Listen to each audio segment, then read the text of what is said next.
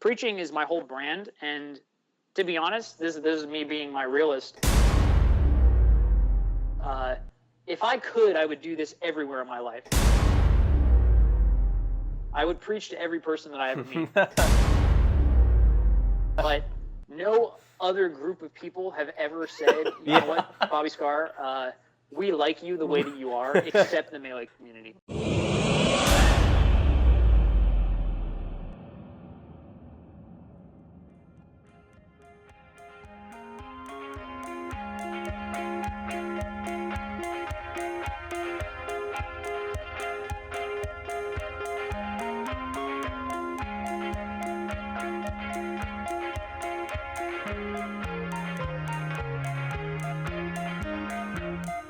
Hey guys, welcome to Analog. This week we are on episode 17. As you can already see, we have a special guest. The special guest that we've been talking about for 2 weeks at this point now. Up close and personal. We've kind of teased at him over the past couple weeks, and now you know officially it is the people's champ himself, Bobby Scar. That's where he should be, right? Somewhere here. What's up, guys? Is that some milk you're drinking, Scar? Soylent. Oh, Soylent. You familiar with Soylent? Yeah. Yeah, I've heard of it. Definitely familiar with Soylent. So, Scar, thanks again. Yeah, it's critical for me. Well, are you deep in training right now? No, I'm not. I have not played any Melee at all for multiple weeks. Sounds about right.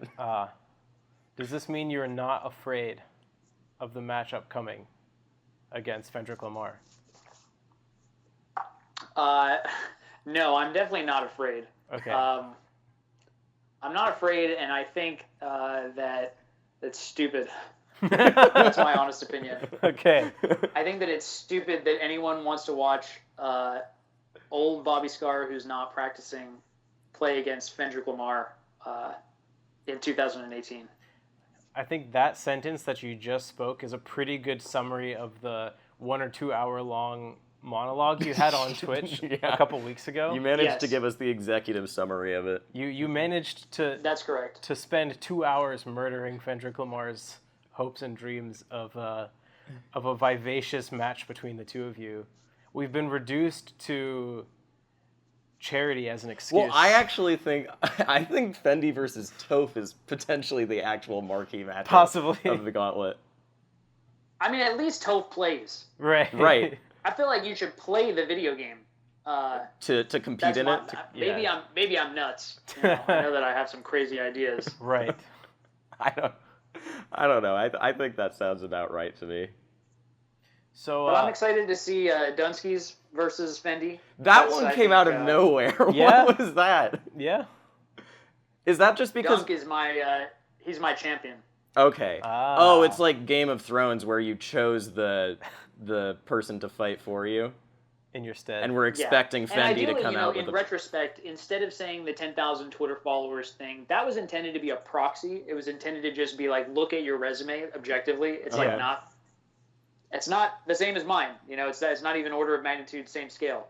Fendy. That's all I was trying to say with the Twitter followers. But perhaps it would have been more clear if I said, you know, if you can find an up and coming Falcon, you know, who plays the video game, and challenge them first, then I'll accept that as due payment to get me, you know, into the ring. Wait. Does that mean we're designating Dunk as an up and coming Falcon? Is that what you implied? Yes, that's on the record. I'm actually not, but he's came out of the woodwork on Twitter, and so you know, I felt like he was perfect. Okay, so he is the perfect kind of guy. You know, where I really love to see Fendy undergo a real challenge. Right. Because what I learned over time is that I don't have to respond to every Tom, Dick, and Harry who says, Bobby Scar, I want to money match you. I'm entitled to ask for due payment. Show me that you're serious. You know, let me filter out the garbage and get to the real requests that are meaningful. Well, I remember... So, in retrospect... I remember on an episode of The Reads recently, you were talking about, I don't even remember who it was, but it was some dude who used to play way back at UPenn or something, and you were like, oh yeah, he was a cool guy at first. Oh, it was a Falcon player, because it was, you ended up playing someone with his tag on NetPlay, who was from Colorado. And you're like, yeah, he was nice at first, and then he ended up just wanting to money match me every single time. and that sickened me. I don't remember who this is, but I believe that it's true. It was something bastard. Action Bastard, yeah. Yeah, it was Action Bastard. He was not from Drexel; he was from Florida, but okay. The point that's still an accurate story. Yeah. So has Fendy become that now to you? No, for sure he has not. Just because this is a one-time thing, as far as I can tell, I don't think Fendy has a history of discussing me. And I guess for me, the only thing that the biggest thing that I would have to offer, just from my vantage point as an old player who's seen it all, is that the appropriate and respectful thing to do when someone asks you on a live podcast, would you say you guys ask me, hey, Isaiah is going to be at this event, do you think you could beat him? I think what I would say to be respectful is that Isaiah has a name and a legacy which is not tied to his current level of skill, and would I beat him today? Maybe, probably, but does that matter? No, it actually doesn't. What I would love to do is be able to play Isaiah in his prime and see if I am good enough to beat the Isaiah. Right. That would be a respectful answer. What I heard was I would wash Bobby Scar. And I'm Fendy Kumar. I've never been on MIOM top 100 panelist. Well, as we know, the ranks number 1 through 40 for the summer. No, we know 41 through 50. 1 through 40 have yet to be revealed. Yeah, so Fendy could be ranked. It's possible. 40 or higher. That's true. It's possible. Unlikely, but it's possible. So I want to ask you. How unlikely is it? It's I think that's a big variance if he's either top 40 or not on the list. It's so unlikely that the percent is 0 because he wasn't on the ballot. Yeah. But thank you. Unless so not only is he not top 100, he didn't make the ballot to be considered top 100. Well, it's top 50. For 50. It's top 50 this time. Yeah. So. Okay, but in any case, I want to ask you. So, I'm sure you've been talking about this whole, match against Fendy for a few weeks now, and we've all heard it from both sides. Yeah. I'm curious if you think that this outburst recently is hinting at a deeper issue within the Melee community. Do you think that there's a skewed... The outburst from what side? That's what I want to know. Just how the Melee community as a whole reacted to this occurrence in the first place, or the idea of this occurrence. Does this say something to you about what people believe in terms of the perception that we have of players and community figureheads? And he's nodding his head. He is everything you're saying. Because that's what I see. I'm nodding because it's an interesting question. Yeah. It's a very interesting question, and one thing that I can say for sure is there's no good reason for this to be something that anybody cares about, and so that's symptomatic of some problem. I cannot say what it is. And people do care about it, as we saw. Yeah, they do. So at the very least, I think we can all agree that it's a symptom of something. Yes. And then there's a question of whether it's the priorities of the entire community, whether they, are being... whether there's the right moral compass that's helping them understand what's actually good content and what's trash content. Right. Then there's a question of supply and demand. The WWE always had some high-profile, dope beef going on. There's always some action. Yeah. There's always a storyline. Mm-hmm. And what I've heard from my people is that perhaps we're in a storyline drought. See, so that makes sense to me because I was going to ask you about how. When you think about other matches you've participated in the past, like you versus Ken, no one wanted to see Ken win that, really. It was absolutely for you, including because it would get Ken to fucking play the game, which is what everyone wanted to see. That's what was on the line. Yeah, exactly. Yeah. Exactly. And so I was thinking... There were stakes that people cared about, and it was a uniting moment in my mind for us against Ken. Yeah. Right. Exactly. It was everyone versus Ken. We want to show you that we want you to go to EVO, and it's your duty. Yes. I think for this one, I was going to ask, we've seen a pretty equal split between you and Fendy, I think, but instead of that being because you're the villain or something, I think it's just because people don't have any real reason to care about either side whatsoever.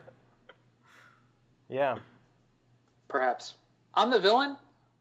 No, I didn't say that. How did I become the villain? I don't know. Well, that might be an example of how this qualifies as weak content. Yeah. As there is no good reason for you to be the villain. There's no villains. Because you're not a Ken. You still are in the community. You know, you're at stuff. You're talking about stuff. Yeah. We hear your voice. We hear your voice right now in this podcast. That's all I'm trying. If I could only do that, then I would be happy. If I could only spit that hot fire wisdom and just tell people that someday, if you keep playing this game, you're going to see what I see. I'm just giving you a fast forward vision of the future. Someday, Fendrick Lamar is going to be asked if he could beat an old school player, and he's going to say, you know, I'm not sure, man. And does it even matter? I don't even think that it matters. I respect what they accomplished back in the day. Yeah. And Fendy will know that when Bobby Scar flipped out, this is what he was talking about, because he'll have lived it. For now, I know he's a young punk. He doesn't know any better.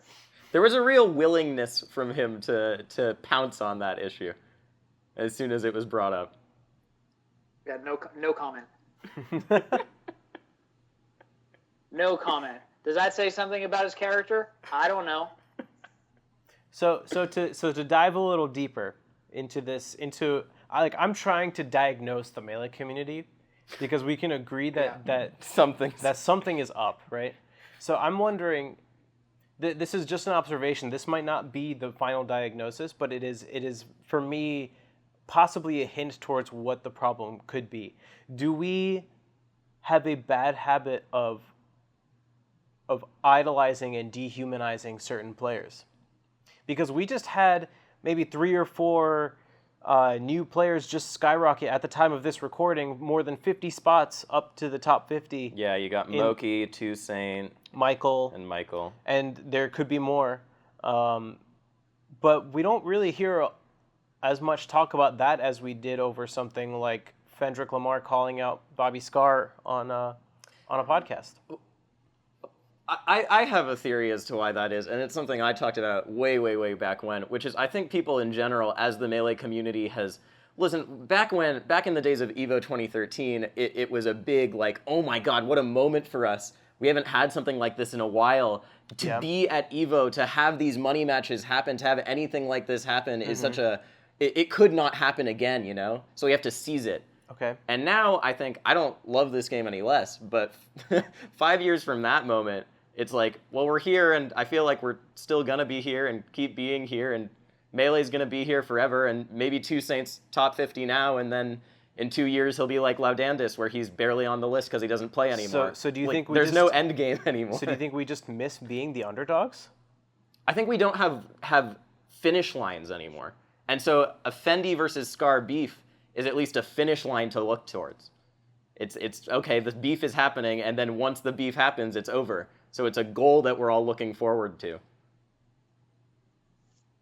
Yeah, I think that having a goal is incredibly important for, you know, a group of people to stay aligned. Like, what are we doing it for? What are we looking forward to? You know, what's our dream? What's our plan?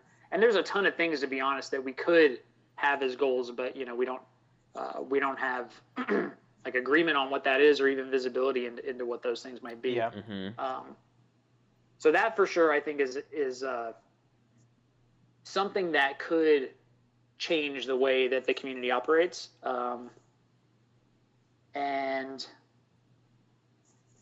at the end of the day, I think like we connect over this thing, both because we love it, but also in this kind of like, because we want to chill, we want to hang out. It's like fun. It's just like fun. Mm-hmm. I've been thinking about this, you know, just about like playing video games with friends. Like I've done that my whole life, and it's sometimes it's not because you want to play this game that you're super into or whatever. It's just you want to hang out with the homies. Yeah. And so I think that at the end of the day, like all of these things, sports, esports, Melee for sure, they're very human, very personal. Mm-hmm. So any storyline that's not personal, anything that is not like tied to someone that I know or that I can see, where there's emotion and stuff like that, it's going to be weaker. Yeah. And I think that, you know, for the people who are more quantitative, they care more about the numbers, they care more about the ranking. Like the story of people, you know, shooting up is like inherently meaningful and important, but I think like without their testimonial, you know, without seeing where they've come from and what obstacles they overcame and when they were the underdog and how they got here, like I can't connect to it. It's just a name. Who is this person? Why do I care? Right. think as a commentator, like my philosophy is generally, I do my best to always answer the question to someone who doesn't know anything of like, what are we doing and why should you care? Because my assumption is that most people, when they just encounter information they can't connect with, that's what they're asking themselves. Like, what is happening? Why should I care? Why should I not go do something else? Not to like go to self-promote with that or anything, but it just aligns really closely with what I've been thinking about recently too, because I do interviews and I just launched my Patreon for my interviews and stuff, and when I was writing my Patreon description, I was like, why do these matter? Like, how can I sell it to someone? And I was like, well, quite like frankly speaking, no one else was going to be there to show you how Chudat felt after he had to replay Leffen on UCF.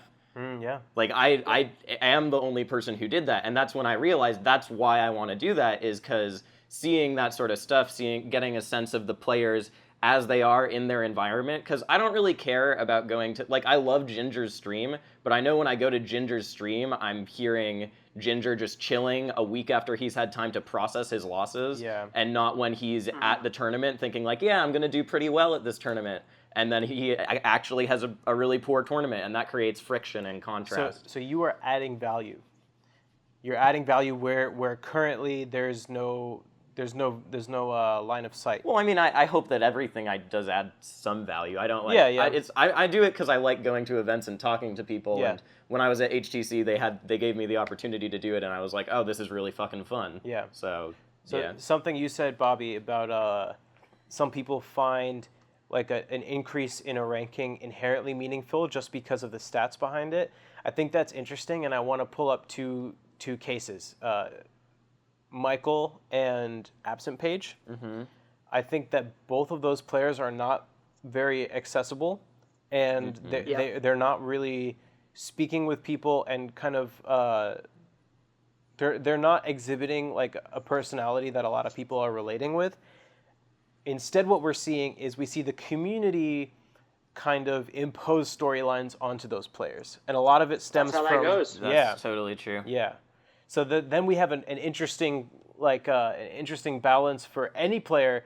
You can kind of look at how much of this player's narrative is imposed upon this player by the community, and how much of it is self-driven. Right.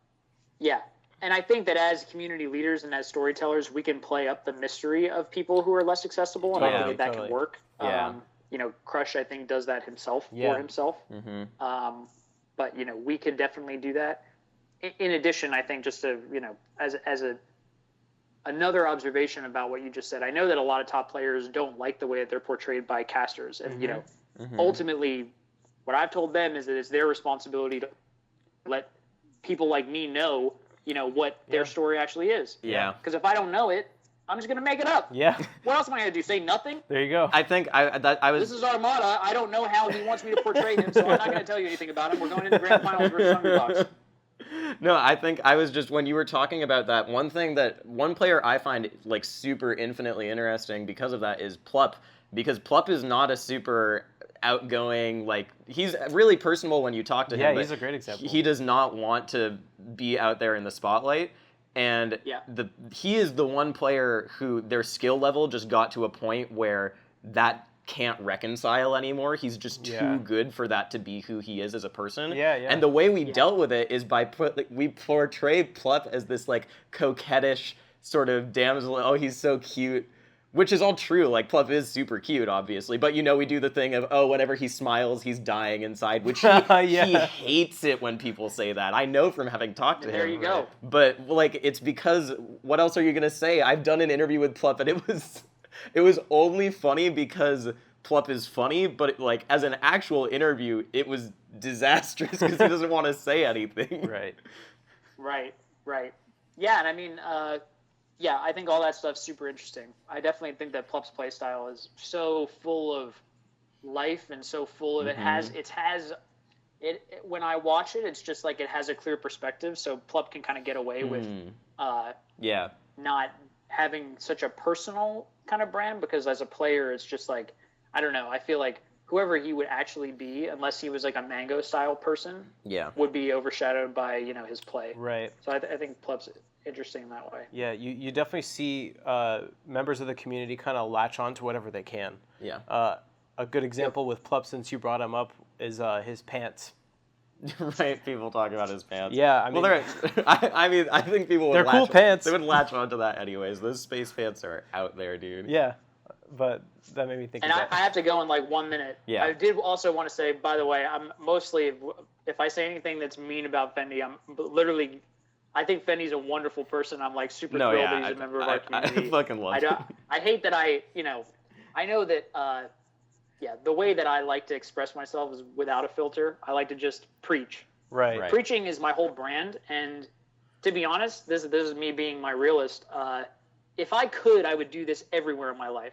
I would preach to every person that I ever meet. But no other group of people have ever said, you know what, Bobby Scar, we like you the way that you are, except the Melee community. Right. And so I take every chance that I can get, to share all the things that I stay up at night thinking about. Like I stayed up at night thinking about, do I have to play Blur every time you ask me to? Like what is the optimal outcome, for this situation? And I thought about it. And then, when Fendy comes around, I almost take it as an open door for me to share the thoughts that I've had, over years. Yeah.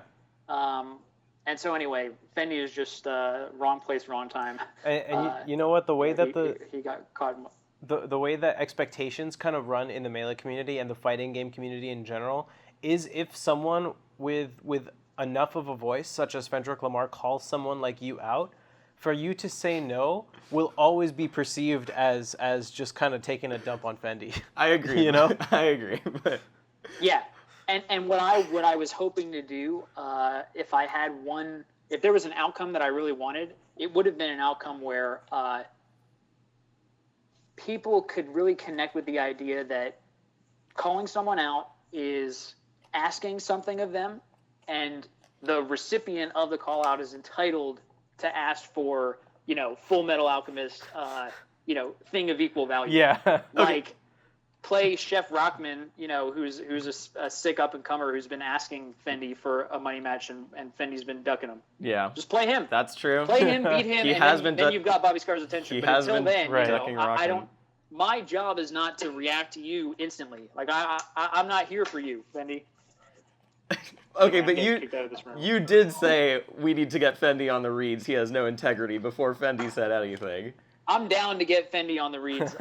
And by the way, on the reads, it's the same thing as what I would say about like Armada in grand finals. Like I'm doing a show. I got to say something. That's true. Yeah, that's a good point. Well, Fendy was doing a show too.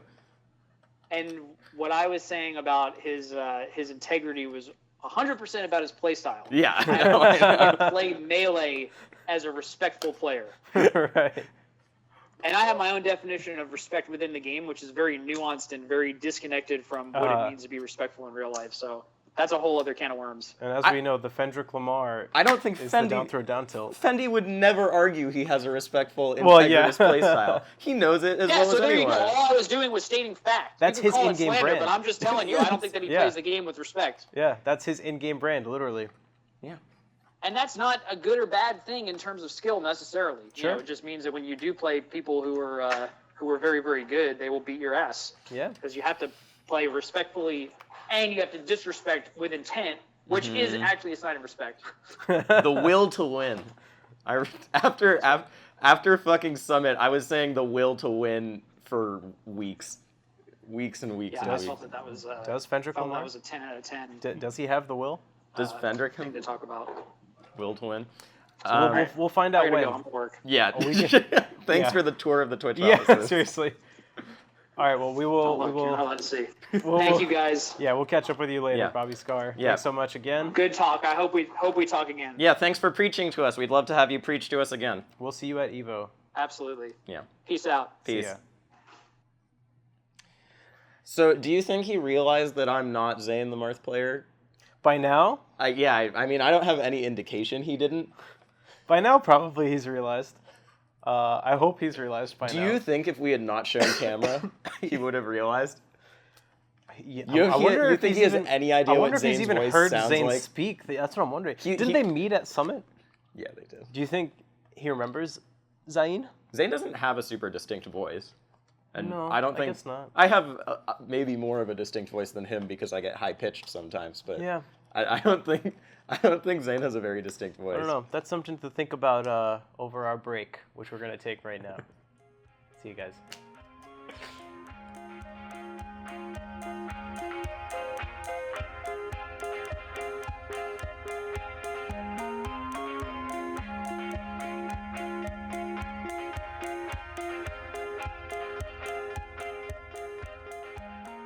Hey guys, Zane here. Hope you guys enjoyed the episode so far. We had a really, really good time talking to Scar, and really hope he can come back on the podcast sometime or get more guests like him on. Maybe we'll get Fendy on. Maybe we'll get Toph on. Who knows? No shout-outs this time, just dropping in to let you guys know that we are going to be taking our first ever week-long break. We've been doing this for 17 weeks without a break, even though we've wanted to take one sometimes, but we really had a great time. The only reason we're taking a break is because I will be going to California for a week before EVO to see family and just catch up with people over there. So Rishi and I won't be in the same place. So we're going to take at least a 1 week break. I know we told you guys about this beforehand, but just wanted to remind all of you guys. And we'll see. We might have some stuff in store for you for EVO. We may not. Keep an eye out. We're hoping we can find some stuff to do there and perhaps release an episode that week, but no promises. But we're definitely going to be taking at least a week off. So what that means is in the interim, please let us know if there is anything you want to see from us at EVO in case we get the chance to do something like that. But also, if you are a patron, please be on the lookout because we're going to be in contact with you guys to set up that live discussion to talk to us and you know, get your patron rewards finally. But yeah, that's about everything. Just wanted to let you guys know. And yeah, thanks. Hope you guys enjoyed the episode, and there's still some more to come. All right, see ya.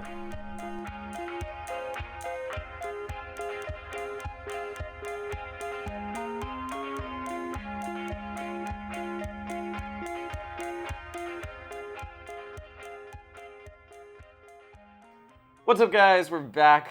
We are back, unfortunately, without Scar, as he has left us to do his job. Yeah, I guess his workday is still going on. And drink more Soylent. More Soylent, yeah. I really, when he popped out and just had that big old Soylent mustache on, I really wanted him to be drinking milk in the middle of the day.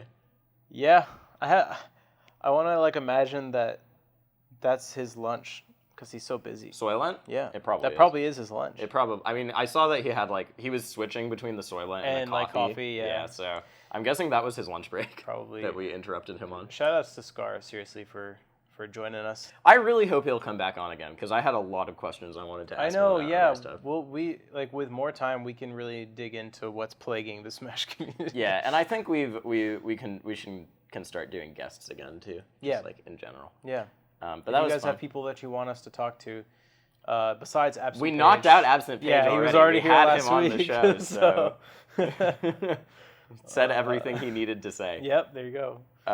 Cool. Actually, one thing I wanted to say at the very, very end of that discussion, we talked about like players, how Plups play has a viewpoint behind it, I think is what Scar said, which is a really elegant way of saying that. I really liked that. Yeah. He's an articulate fellow. Yeah, no kidding. But if you say enough words, you're bound to articulate a little bit. That's a great tagline for Scar. If you say enough words, eventually something wise will come out. But I think there are players who we've seen like suffer from not having a definitive play style and a definitive personality. Like Swedish literally lost a top 10 SSBMRank because of it 2 years ago. How so? He absolutely should have been top 10 over Dewan. Oh, definitely. Oh, yeah, I see what you're saying. Yeah. Yeah, totally. And I think people just ranked him lower because it's like, oh, it's Swedish, he's pretty good. Yeah. But he was easily top 10. There was a very defined top 10 for that year, and it should have had Swedish on it. I don't know how many times I can, like, harp on this point that rankings are, they're about results, but more importantly, they're about perception of skill. That's what it comes down to. I do think it's somewhat shifting.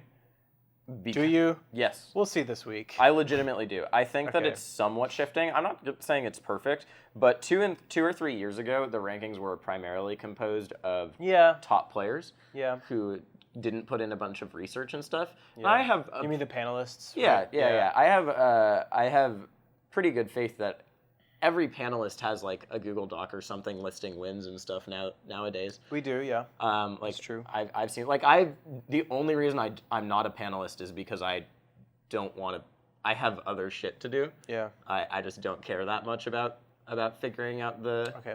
Like I know that if I were to be a panelist, it would be hours and hours and hours of me actually comparing stuff. So let me say, it's not so much the fault of the panelists, because there is so much data that, to a point, like, it is unreasonable to ask people to just know everything. The way that we rank is like, we go off of our instincts first. So a lot of people will categorize, like, these people are tier 1, 2, 3, 4, 5, 6, right? And that's kind of how you start your searching. And that's what I did. That's what a lot of other people do. You're like, this player, I'm pretty sure is around this range. And then you start ranking them based on the results relative to the other people in that tier. But if you never get to the point where you're doing tier-to-tier comparisons, you can make a lot of mistakes. I'm sure there were mistakes like that on my list, too. Yeah. And that is all framed by the perception that people have of players going into the ranking system, you know? Oh, absolutely. Like, how much is a win on Dewan worth now? I mean, I don't know. We've talked about it. Like, we say not that much. I think it's worth a top 30 level win, but yeah, not a top 20, not a challenger for top 10 anymore. Yeah, I mean, he has lost to a lot of up-and-comers. Yeah. Like, that has been hit, because I wrote his blurb, and it's like, he lost to Cody. I forget the other ones, but he lost to a lot of up-and-comers. Absent Page? I'm really curious to see how Ginger and La Luna get ranked, because they kind of fall into the same category in my mind, where they both have a couple really strong peak wins, but have not been consistent across all tournaments. And no one is consistent, but... No, but they've had very really bad losses. Yeah, well, and it's very different, the perception that comes in for those two as well. Because for Luna, it's like, oh, it's La Luna. He's always been top 20, top 30. Yeah, he's a top player. For Ginger, it's his past ranking period was so good, and he maybe should have even been ranked like higher than what he was. Probably not. I think he was ranked pretty. But, you know, it was like, I think he's on the rise, so people expect him to continue rising. It's that he had a really strong Q1. Yeah. Q2 was not quite as strong. Yeah. But then the thing is, like, people only are hearing about you when you get a really big win, and then may or may not be paying as much attention when you lose because you're not in bracket anymore. You know? Like, you'll hear about a big upset, but sometimes it just kind of gets swept under the rug because you're like, okay, someone got upset again. Like, we talked about La Luna getting 2-0'd by Stockholm Syndrome. It's like, oh, he has a peach problem, so we will forgive these losses, kind of. I don't forgive those. I mean, me neither. But I'm saying, like, as a community, that kind of thing isn't talked about as much because it's kind of like, once we accept a weakness of a certain player, like, all of a sudden, we forgive them more for that weakness. Do you think we do? I think so, yeah. Oh, we shouldn't. I know we shouldn't. There's no... Being unable to beat a peach should be a major mark against him as an overall player. But that's not how it's framed. It's framed like, oh, like he just has a peach weakness, and then we kind of just move on. Huh. I guess. That's the sense that I get, and that's just one example. Like, there are many more examples. Yeah, that might be true. I don't know. It'll be interesting to see for this, because I think before it would happen maybe once or twice a season for him. Yeah. But now the bad losses are stacking up more frequently. And there are more and more people with not bad losses. Yes. Who just don't lose outside of their tiers. Yes. Kalindi is another example, actually, where he has really solid wins, like, across people in his tier, and multiple wins, not just like one or two good tournaments. But he also has a couple, like, outstanding losses. Not to the same degree as... Like what? I can't remember the names off the top of my head because I don't remember the names, you know? Right, yeah, okay. But... Yikes. Yeah. I don't know. It's interesting. Like, I don't know. I think a lot about that. I think Kalindi... you saw Nunn made a tweet that was like, who are your favorite players... for each, name your 5 favorite players, 1 for each character. Yeah. And so I named, what'd I do? I did Zoo, Plup. I think you put Zane on your list. I think I put Zane on my list. Yeah, Zoo, Plup, Zane, which is all very expected from me, and then Amsa. Yeah. And then I think Kalindi is actually the most exciting fox to watch for me recently, which has been really true. He's one of the only ones doing new stuff. Exactly. That's why he's so exciting. Yeah. I don't know. I felt so weird answering that question because I just realized it was like mostly it's just people aside from Zoo and Kalindi, it's just like the people who are the best at their character. Because they're just the ones who are the most exciting right now. Right. If it were like who would I root for, then it would be really, really different. Because then it would be like you and Hugo and Zoo and Kevin and like a bunch of people who I know. Makes sense. But in terms of playstyle, I think that was pretty accurate. Yeah. Speaking of getting upset, let's talk about a couple tournaments that happened this weekend. Yeah, sure, let's do it. So you were at Nebulous Pioneers this time, and I was not this time, so we traded places. Yeah, and I just went and like fucked around and drank a bit. Yeah. But this was a weird tournament. I left really early, so I didn't see any of this. I had shit to do. Yeah, this is my first time looking at the bracket, and I'm just like so confused. It was a really, really weird tournament. So J-Flex won the whole thing by beating Saint twice. And I don't know. It's hard. It's always hard to say when it's a bar tournament, right? But Andy beat Nico. But I don't know. But the two bigger stories of this tournament were Joe Young had a really good tournament. If you go down, he got 4th, pretty sure.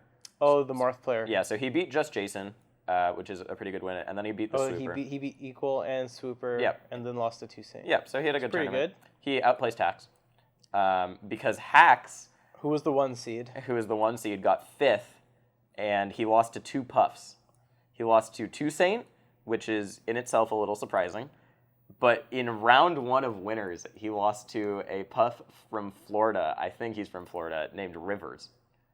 I don't have any explanation for that. And I don't actually know if that was game 3. I heard Rivers talking about it, and I thought I misreported. I thought I heard him say it was a 2-0. Damn. But I caught the last game of that, and I was like so confident it was game 2. No, it must have been game 3. It must have been because it was on FOD. I was so confident it was game 2 because I was like, there's no way Aziz is about to lose to Random Puff because he was obviously going to lose the game. And then he died, and it was like... Fist bump. Oh. I walked away. Yeah. Oh, you know what happened? I know what happened here. Since it was at a bar, he was sitting on a stool, and his box kept sliding off his knees. That's probably true. Yeah. But he had a week showing at Short Hops, too. The day before. Which is the other tournament. The other tournament we wanted to talk about. Well, I guess there was a third one. Zane lost to Duck in Swedish. Oh, yeah, which... I don't know what else. I wasn't watching. I don't know. Swedish has been playing really well recently. Yeah, that's not... I mean, Swedish and Duck are both more than capable of beating Zane and have multiple times. Yep. So it's there's not a whole lot to say about that. Yeah. It's not super surprising. Yeah. But Hax lost at Short Hops. Yeah, in winners before top 8. Yeah. Or before top 24. Are you in the right pool? I don't think you like are. it. No. He was in B. He's down there. He's down there. Oh, yeah. Whatever. He lost to Bobby Big Balls. Balls. Yep. The Falco player who just won his first tournament. I saw him tweet that out. Bobby went to North Carolina and won his first tournament. He had to get out of MDVA to make it happen. Yeah, he did. It feels bad. But Bobby Big Balls beat Hax, and I saw Jisoo, who is dating Hax, was tweeting about how she's breaking up with him. I saw Hax's tweet about it. Yeah, Hax is. You should go look. Yeah. But Bobby Big Balls is getting better really fast because he just started traveling everywhere. Yeah. And he just keeps running into brick walls in the form of Lods Yoshi and Junebug. How did Yort do at this tournament? I didn't look. He did pretty well, I think. Where did Yort go? Okay, yeah. So Fendy beat Lance in the pants at this tournament. Yeah. He's in the other bracket. Okay, in A. So he lost to June. He beat Rhyme. Yeah, that's a good win. And because Organic. Rhyme, I guess Yort was seeded over Rhyme, but that's still, I mean, I don't know much about Yort, but I know Rhyme is good. He got a pretty good walkover because Organic beat Chillin's Samus. I almost said Chillin's Hugo. Yeah. And then he lost to June, and then he lost to Hax. Oh, that's sad. Yeah. Juicebox also underperformed a little bit after a really great Wednesday Xanadu showing. How did he underperform? Who did he lose to? Bones. Yeah. That's an underperformance for Juicebox. Especially after last Wednesday, he got second. Yeah, but Bones is one of those players who if I see him beat like an up-and-comer, I'm like, okay. Yeah, I mean, Bones. yeah.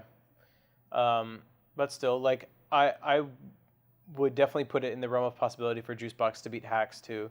If he'd beaten Hax, he could have beaten Yort, and then he would have put up a good fight against Hugo, especially considering Hugo suffers a massive nerf anytime he crosses the state border into either Virginia or Maryland. He's so terrible in those. You know what it is? It's just that MDVA players are cerebral players, and their brains are... Did you see that Mike Hayes taught an unnamed big brain player how to fast fall to ledge when you get shined and not die today? No. Who? A big brain player. This one? How has he ever beaten a fox? He didn't know how to fast fall to ledge. He has to have been doing it like unconsciously. Yeah. You can't beat Fox just sliding off the stage every time. No. I think he was grabbing ledge, but he wasn't fast falling to ledge. How do you grab ledge from any distance if you're not fast falling? When he was Samus, you can DIN. I don't know, like after you're pushed off stage, because you take such a long time to fall. I guess I can see it. All right, that's more believable. That's really weird. It just means that foxes weren't going for the second shine on him because they because they were like, oh, it's a Samus. I shouldn't kill. But in any case, if you guys didn't hear, up-and-coming MDVA player Polish beat Hugo round 1 of top 24, 3-2. Crazy game 5. Oh my god. Polish is a Peach player. He used to play Falco. He started dual mating, and now he's all Peach. I've always been a supporter of his Peach. I think his Peach plays like the way my Peach plays. He's been picking up good wins for the past 6 months, too. Yeah. With his Peach. I don't recall any of them off the top of my head, but I know there was a fight pit he did really, really well at. Sounds right. Yeah, he's just like a really solid player, has solid fundamentals. He's really humble, and honestly, being humble goes a long way in improvement in Smash. So that, he got to winter semis where he lost to June 3-0. And then they actually rematched. So Hugo... And it went game 5 again. Hugo had to make a run. He had to beat Hax and Bobby Big Balls. Yeah, and Rhyme. Yeah. The other side of bracket's like all messed up. Like Jerry lost to someone. Jerry lost to someone, and then he beat Calvar game 5. And then lost to Coolheim game 5. Yeah. Polish beat Coolheim, and then Hugo and Polish. Did you see game 4 of their set? Yeah, where it God. DBZ'd. Yeah. That was crazy. That was so insane.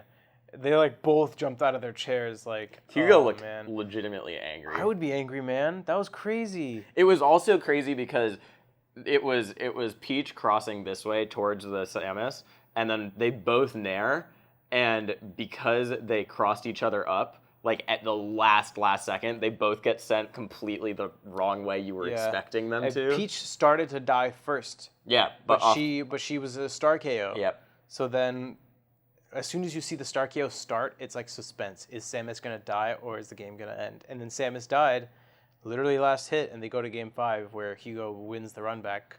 Yeah. But 10 games of Polish warm-up wasn't enough to beat Laud. No. Who is sick of losing to Samus. He's lost the last couple times. Yep, but then June conquered one of his demons and actually beat Laud. Yeah. Laud won the first set, but then June brought it home. Yeah. So fun things happened in MDVA. What else do you say? We talked about Junebug extensively 1 or 2 weeks ago, so... And how he would legit give up against Laud. Yeah. And forfeit. And now since Omega, he's now 3-1 over Laud. Wow. Which is pretty good. Maybe more? No, I think it's 3-1. I think they played at Omega and here. He won at Omega, and then he has 2 sets here, right? And then a loss here. Yeah. I don't think they played at any weeklies. I think this is it. That's crazy. That is crazy. Laud is leaving MDVA tomorrow. Oh, what? So as of the release of this podcast, he's gone. Where's he going? Med school in Pennsylvania. Oh God! But like deep Pennsylvania. So if you're where's he going to med school? I don't know if he's like advertising it yet, so I'm not gonna say. That's reasonable. But basically, like he's not an MDVA, so he's got to hold that. We lose another brown floaty to med school. Yeah, seriously. Rest in peace, Abu. So I'm waiting to hear if he's gonna make it to SmashCon, because otherwise I have to find another teammate or just not enter teams. So June forcing Lod to have an excuse to come back. Yeah, basically. Truly. Wow, that means June Zain is the new.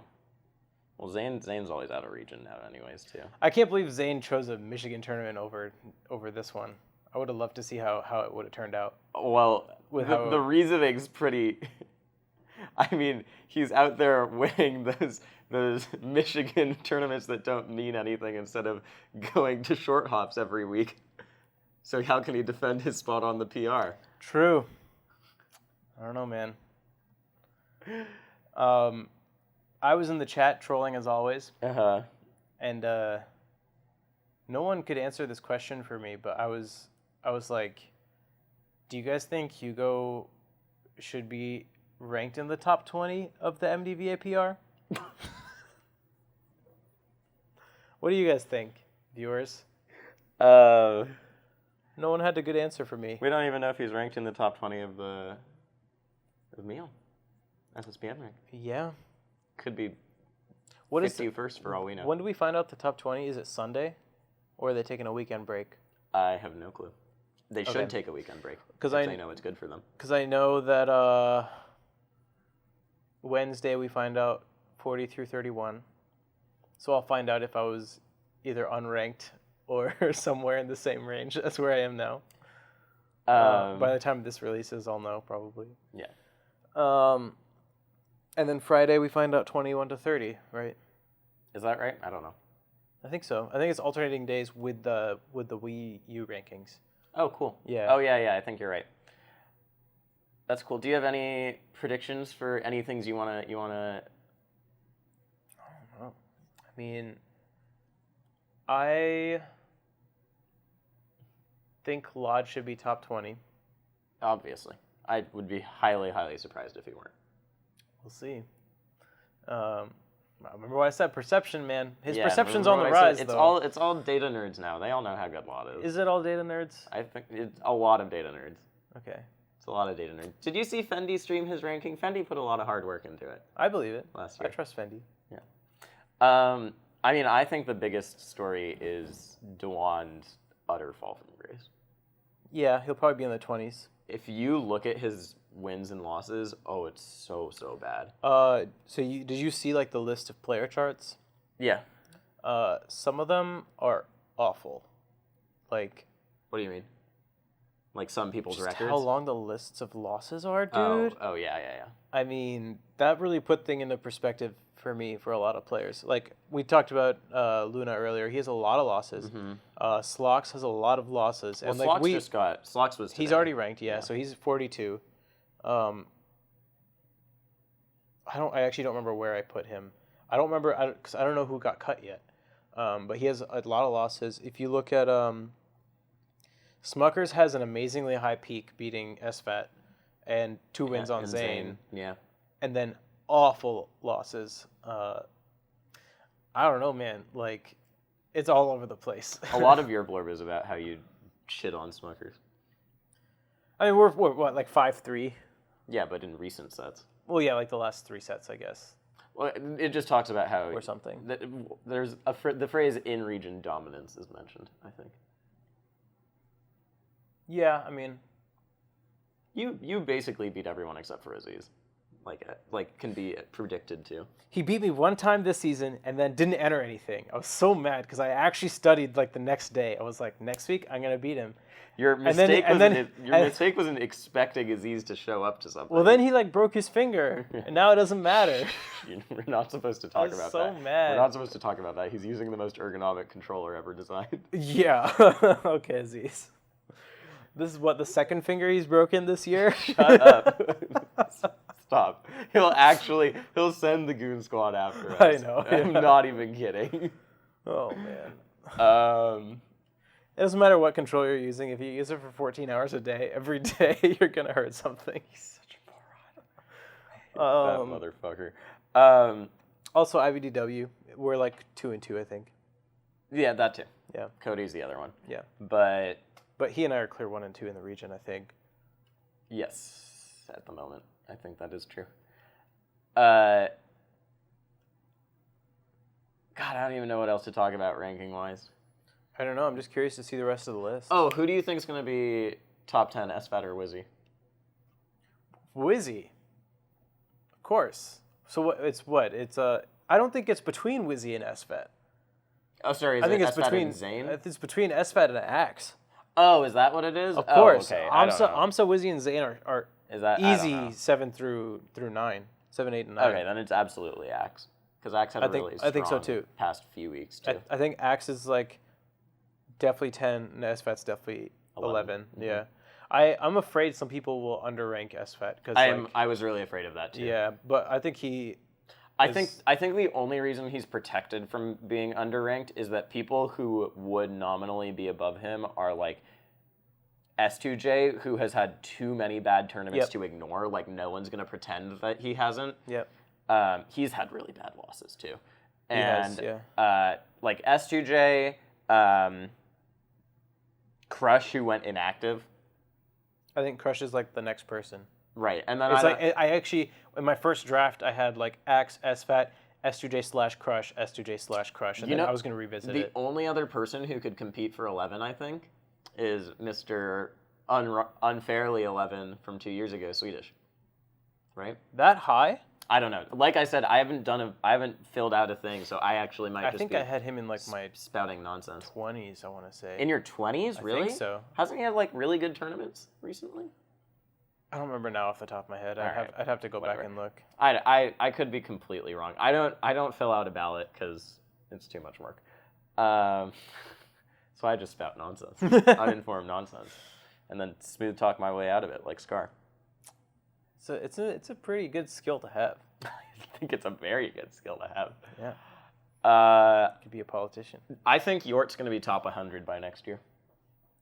He's one of those players that has totally gone under my radar, so I really can't say anything about him. I told him a really long time ago I thought that he would.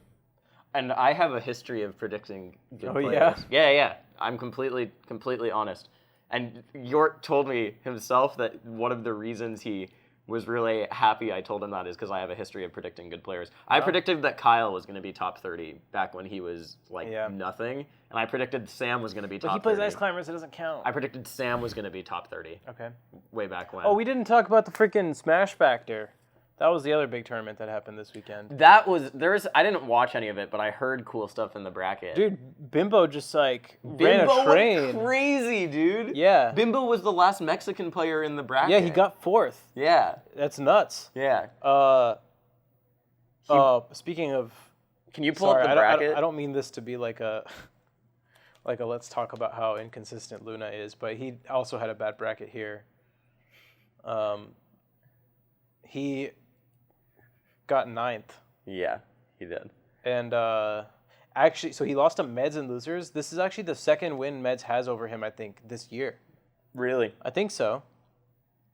And then Bimbo beat Meds 3-1. Yeah, no, Bimbo beat Meds and you, which is a good win. Which is a crazy win. He beat Far, which is actually an awesome win, and then he beat... So DJ, I was actually pretty impressed with how DJ was playing. I watched this set, and it was really, really close on game 4. Bimbo was up 2-1, and DJ just kept his cool. He was just doing DJ stuff, which is he's not doing anything. Yeah. And then at one point he just decides to run up and up smash, and it killed.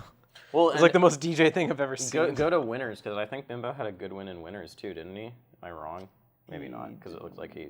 but he beat Mojo in losers. Oh, we have to talk about this run. He started top 24 in losers. This is crazy. And you is... Who is McMike?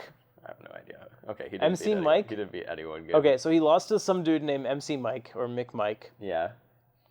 And then... then he proceeded... So there had to have been a match here, right? He beat, I don't know, some guy. Just 2 guys. Yeah. And then he beats... Where is he? Uncle Mojo, game 5. Far, game 5. You, game 5. Meds game 4, DJ game 5, and then loses to Nintendo. Yeah, game 4. Which is crazy. That's a nuts Did Mike run. play Marth or? So Mike went both Ices and Marth at this tournament, and a lot of people were like giving him crap for going a lot of Ices, but he said ahead of time like his plan was to go Ices against fast fallers and Marth against floaties. He just only played one floaty, and it was Armada. Gotcha. I actually want to say I was really impressed with the Mexican commentary. Like the people who are from the region, who were commentating, they were awesome. Yeah. They did a lot of analysis. They were really unbiased and like, I don't know. I thought it was really cool because they were giving Nintendo a lot of respect that he doesn't usually get from commentators. Did Far switch characters? Did he? Sheik? Yeah. He's always played Sheik, from what I know. He has? Who did you think he played? Falco. I thought he played Sheik. He beat Hugo with Sheik. What's the line? Is it unranked Sheik far from a bad loss? I thought it was unranked Falco far from a good loss. I don't know what the line is, but I've known him to be a Sheik player. He was at Pat's house too. He played Sheik there. I don't think he. Oh yeah, you're right. No, you're totally right. Okay. I'm just bugging out. Yeah, but this was a weird tournament where the conclusion was foregone that Armada was going to win. Like everyone knew that. I thought he might drop a game to None, but he didn't drop a game the whole tournament. No, but I thought he might drop a game, but I never thought None would win. Yeah, of course. Because especially if you have a tournament like this, like what is Armada fearing at this tournament other than None? Nothing. Nintendo's Marth. He's playing the whole tournament knowing that he's going to just DJ Nintendo.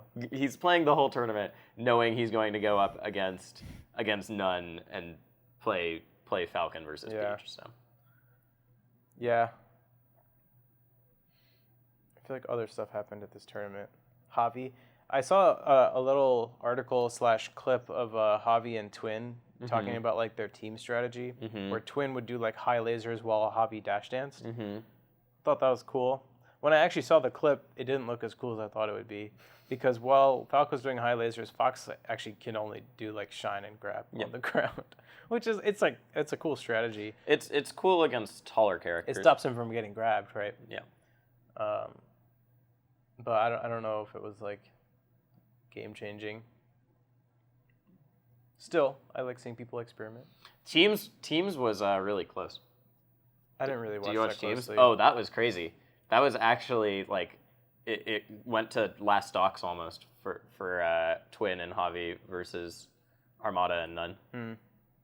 I felt really bad for None actually because None tweeted at Armada and was like, "That was really fun. We should team again sometime." And I was like, "That's not gonna happen. You're never gonna team again, dude." Oh wow, Game 5, Javi and Twin. That's crazy. Yeah.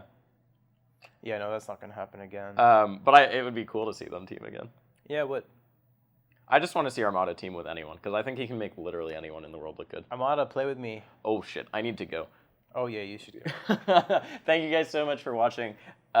Please join the Discord. Subscribe to us on YouTube. Give a look at our Patreon, which is patreon.com/analogcast, and follow us on Twitter.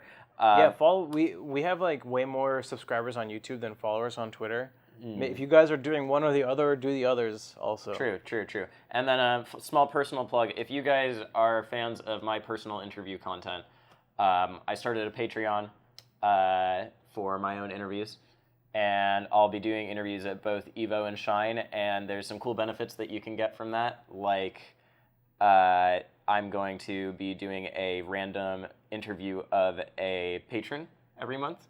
Like a real interview. And put that on. And for people at the higher, there's access to a Discord. Behind the scenes footage are both lower tiers, and then the highest tier is if you're the highest tier, then I'm just gonna Discord you in when I'm doing my prep for the interviews in terms of like figuring out who I want to interview and what questions I'm gonna ask, and you can just basically tell me what you want me to do and help me figure out my game plan for the weekend for whatever. So.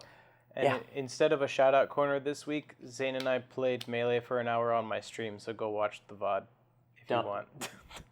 Watch the end, especially. Don't watch the end. It's a top-level Melee play. Oh, God. All right. I teach Zane a few lessons. That's all from What did I learn? What did I learn, Rishi? Maybe I need to teach you some more lessons. Okay. I don't know what I learned from that, except that true 50-50 mix-ups are broken. They seem like 50-50s, but they're actually 100 1-1-1-1-1s. That doesn't make sense. You didn't yet learn the lesson. All right. When you get to my age... Your ripe age of 24 years old. All right, guys. I have a lot to learn. Goodbye. That's all.